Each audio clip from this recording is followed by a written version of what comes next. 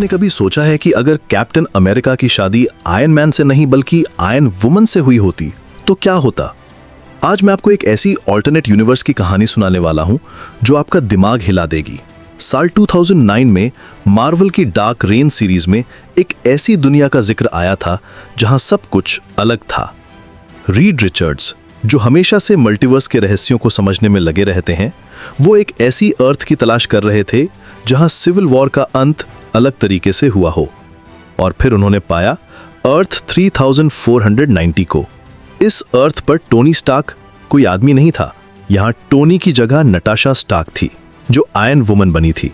सोचिए, वही genius intellect, वही आर्क रिएक्टर टेक्नोलॉजी, लेकिन एक बिल्कुल अलग पर्सनैलिटी के साथ। नटाशा स्टार्क में टोनी की सारी खूबियां थीं। वो ब्रिलियंट इंजीनियर थी, विटी थी और हाँ, उतनी ही स्टबर्न भी थी।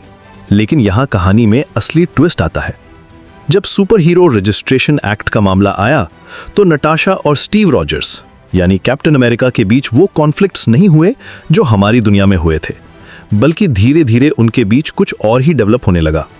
नटाशा की टेक्नोलॉजी और स्टीव की आइडियलिज्म के बीच एक परफेक्ट बैलेंस बन गया। जहां टोनी स्टार्क अपनी ईगो की वजह से स्टीव से टकराते रहते थे, वहीं नटाशा ने स्टीव की बात सुनी। उसने समझा कि रजिस्ट्रेशन एक्ट सिर्फ कंट्रोल के लिए नहीं बल्कि प्रोटेक्शन के लिए होना चाहिए। और फिर जो हुआ वो किसी ने नहीं सोचा था। नटाशा स्टार्क और कैप्टन अमेरिका प्यार में पड़ गए। हाँ, आपने सही सुना, अमेरिका का सिंबल ऑफ फ्रीडम और टेक्नोलॉजी की क्वीन, दोनों ने एक दूसरे में अपना परफेक्ट मैच पाया।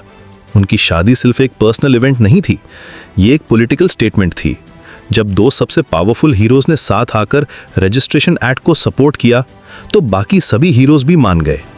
कोई सिविल वॉर नहीं हुई, कोई ब्रदर वीएस ब्रदर की लड़ाई नहीं हुई। रीड रिचर्ड्स जब इस रियलिटी को देख रहे थे तो वो हैरान रह गए। यहाँ super hero registration act peacefully complete हो गया था। हीरोज डिवाइडेड नहीं हुए थे, फैमिलीज टूटी नहीं थी, सब कुछ हार्मनी में था। नताशा और स्टीव की पार्टनरशिप ने दिखाया कि कैसे लव और अंडरस्टैंडिंग से सबसे बड़े कॉन्फ्लिक्ट्स को भी सॉल्व किया जा सकता है। जहां हमारी दुनिया में ईगो और प्राइड ने हीरोज को अलग कर दिया था, वहां अर्थ 3490 में कंपैशन और कॉम्प्रोमाइज ने सबको एक साथ रखा था। ये ऑल्टरनेट यूनिवर्स हमें एक इंपॉर्टेंट लेसन देती है। कभी कभी सबसे बड़े चेंजेस सबसे छोटी चीजों से आते हैं।